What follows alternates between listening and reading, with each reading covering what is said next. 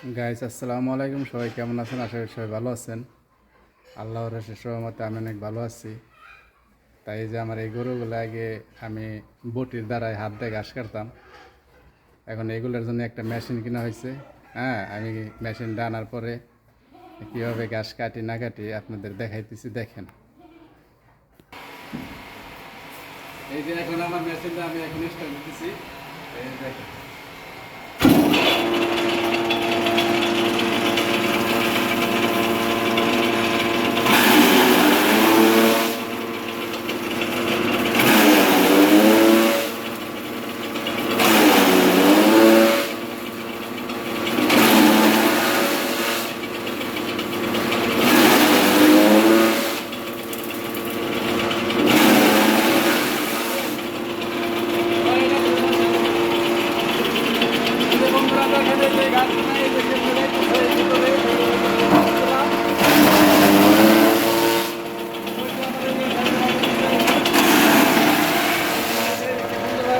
বন্ধুরা দেখেন, খুবই ভালো।